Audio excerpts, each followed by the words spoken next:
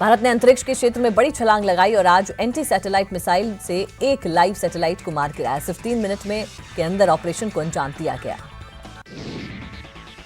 इसके साथ ही भारत ये क्षमता हासिल करने वाला दुनिया का चौथा देश बन गया है और इससे पहले ये क्षमता सिर्फ दुनिया के 3 देशों अमेरिका, रूस और चीन के पास थी। मिशन शक्ति की सफलता की जानकारी खुद पीएम मोदी ने दी और इसके साथ ही पीएम ने डीआरडीओ के वैज्ञानिकों को बधाई दी। पीएम ने कहा कि इस मिशन का मकसद किसी को नुकसान पहुंचाना नहीं बल्कि रक्षात्मक रवैया अपनाने के लिए भारत ने इस मिशन को अंजाम दिया।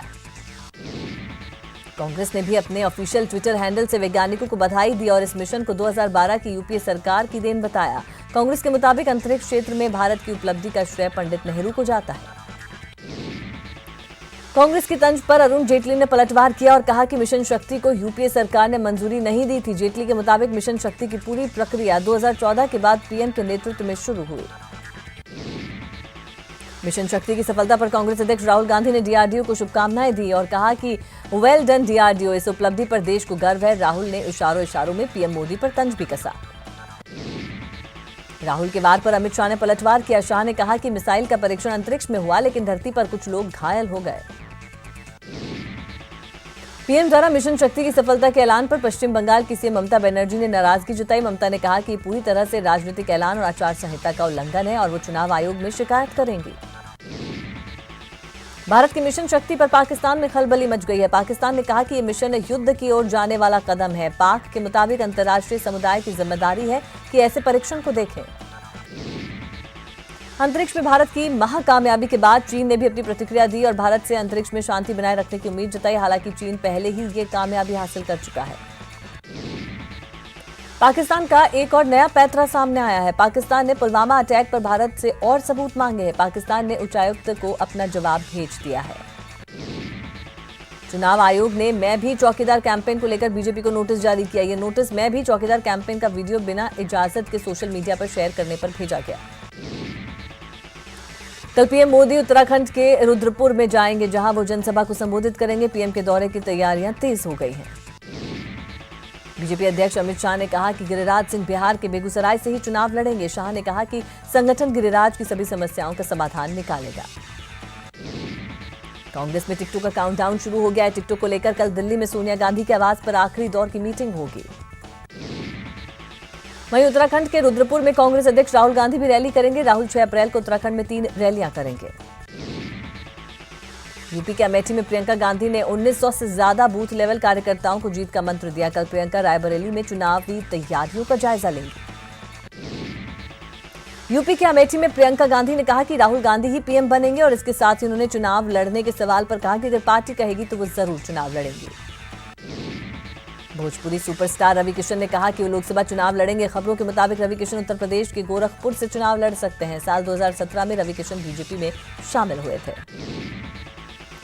भोजपुरी सुपरस्टार दिनेश लाल निरहुआ बीजेपी में शामिल हो गया। खबरों के मुताबिक निरहुआ आजमगढ़ से समाजवादी पार्टी के चीफ अखिलेश यादव के खिलाफ चुनावी मैदान में उतर सकते हैं। फिल्म अभिनेत्री उर्मिला मातोंडकर कांग्रेस में शामिल हो गई है। उर्मिला ने दिल्ली में कांग्रेस अध्यक्ष राहुल गांधी से मुलाकात करके कांग्रेस की सदस्यता ली। उर्मिला नॉर्थ मुंबई सीट से चुनाव लड़ सकती हैं।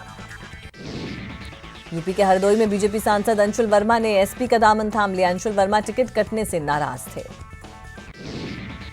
बिहार के पटना साहिब से एनडीए के लोकसभा उम्मीदवार रविशंकर प्रसाद आज पटना सिटी पहुंचे, जहां कार्यकर्ता मिलन समारोह में रविशंकर ने कहा कि उन्होंने बतौर राज्यसभा सांसद भी पटना साहिब में विकास का काम किया।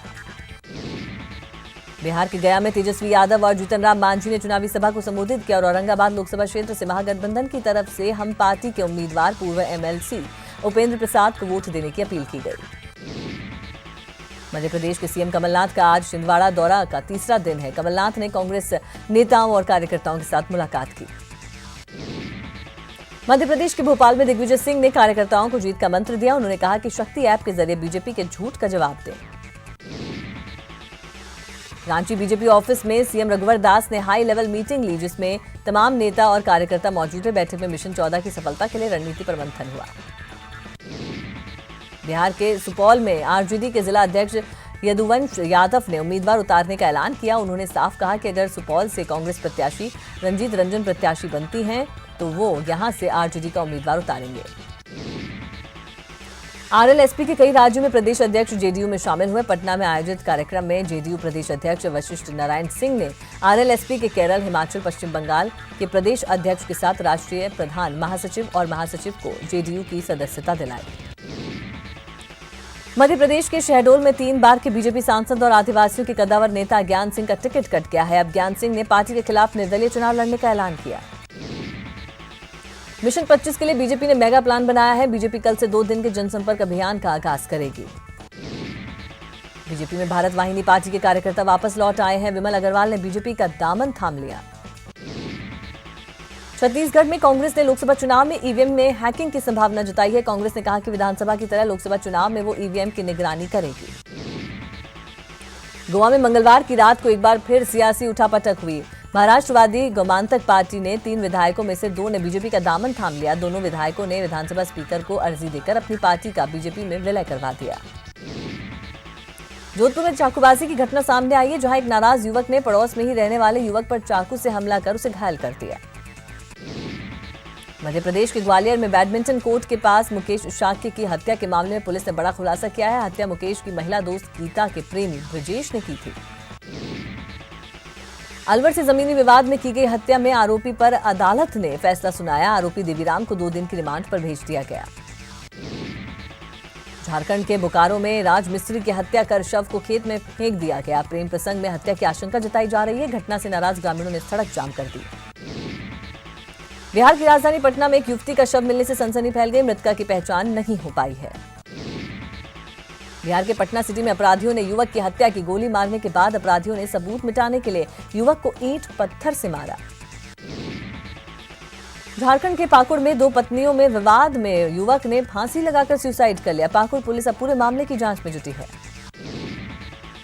यूपी के गाजियाबाद से लाइव फायरिंग का वीडियो सामने आया है। मामला मुरादनगर इलाके का है, जहां रावली रोड पर 2 पक्ष आपस में भिड़ गए। वीडियो 2 दिन पुराना बताया जा रहा है। छत्तीसगढ़ के सुकमा में 10 नक्सलियों ने सीआरपीएफ के अधिकारियों के सामने आत्मसमर्पण किया। सभी नक्सलियों पर संगीन वारदातों को अंजाम देने का आरोप है। छत्तीसगढ़ के कवर्धा में 8 टन विस्फोटक बरामद किया गया। विस्फोटक से भरे ट्रक को सुरक्षा बलों ने जब्त कर लिया। छत्तीसगढ़ के रायगढ़ में चोरों ने स्टेट बैंक में चोरी की कोशिश की और इसके लिए बैंक के 4 ताले भी तोड़े। पूरी घटना सीसीटीवी में कैद हो गई। मेक्सिको के पॉपोकैपेट ज्वालामुखी के फटने से अफरा तफरी मच गई। मेक्सिको सिटी से 70 किलोमीटर दूर दक्षिण पश्चिम में स्थित इस ज्वालामुखी में धमाके के बाद हवा में राख के बादल छा गए और लावा भी निकला। इटली के होली हाउस ऑफ लॉरेट से पोप फ्रांसिस का एक वीडियो सामने आया है। इस वीडियो में पोप हाथ चूमने की कोशिश कर रहे अपने भक्तों से हाथ खींचते दिख रहे हैं। पोप ने ऐसा उनकी रिंग को चूमने से बचाने के लिए किया। पाकिस्तान के पूर्व पीएम नवाज शरीफ का जेल से रिहा कर दिया गया है और इससे एक दिन पहले सर्वोच्च न्यायालय ने मेडिकल आधार पर उनकी जमानत 6 सप्ताह के लिए मंजूर की थी। पोलैंड के मशहूर गदान्स्क चिड़ियाघर में इन दिनों एलिब्नो पेंगुइन लोगों के लिए खास आकर्षण का केंद्र बना हुआ है। 3 महीने के हो चुके दुनिया के इस पहले एलिब्नो पेंगुइन बेबी को पहली बार जनता के सामने टहलने के लिए बाहर निकाला गया। 12वीं एशियाई एयरगन चैंपियनशिप में भारत के मनु भाकर और सौरभ चौधरी की जोड़ी ने नया रिकॉर्ड बनाया है। चैंपियनशिप के 10 मीटर एयर पिस्टल मिश्रित टीम में क्वालिफिकेशन में दोनों ने नया वर्ल्ड रिकॉर्ड बनाया और स्वर्ण पदक जीता।